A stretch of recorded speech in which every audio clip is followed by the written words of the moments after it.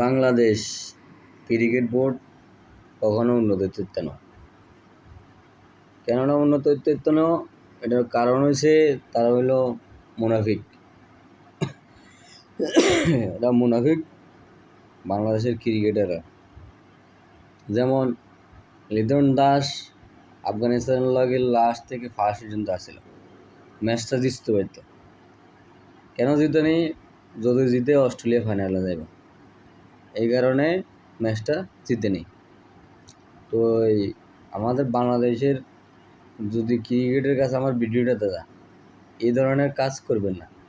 খেলা জিতে নেবেন, আপনার সময় হবে। এক দলকে সেমিফাইনালে নেওয়ার জন্য আপনারা কি করছেন? আপনাদের ম্যাচটা হারে গেছেন গা। নাহলে আপনার স্টিক আমাদের তাসকিন আহমেদকে দেওয়া দরকার ছিল না। তখন তাসকিন আহমেদের আপনার স্টিকটা দেওয়া দরকার ছিল না। লিটন দাস কী করছে? তাসকিন আহমেদের মানে স্টিক দিয়ে মানে ওই ক্রিজে চলে গেছে। তাসকিন আহমেদ কি এক বল খায়, ওর বল আউট হয়েছে। এরপর আমাদের কাটার মাস্টার নামছে মোস্তাফিজুর রহমান, ঠিক আছে, এও বোল্ড হয়ে গেছে। কি মান সম্মানটা বাঙালির অবস্থা। ওই ম্যাচটা জিতল, কোনো সমস্যা ছিল না। সমস্যা একটাই, ওইখানে বাধা আছে, অস্ট্রেলিয়া ফাইনালে যাবে এটার জন্য।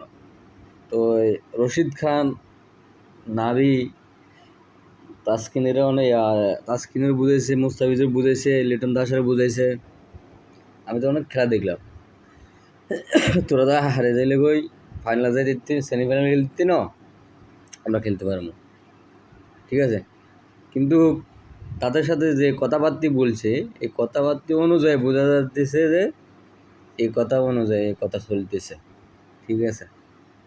তো আফগানিস্তান লাস্ট পর্যন্ত যায়, সাউথ আফ্রিকার লগে হারিয়ে গেছে, ঠিক আছে, যেতে পারেনি।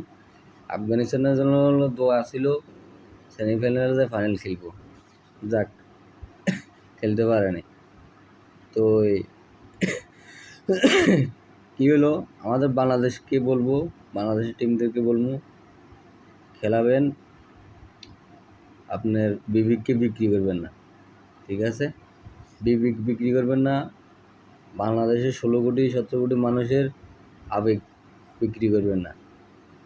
খেলা জিতে যাবেন, কে ফাইনালে যাবো আর কে সেমিফাইনালে যাবো, কী করবে, এগুলো দেখার বিষয় না, ঠিক আছে। আপনি খেলে জিতে যাইতেন।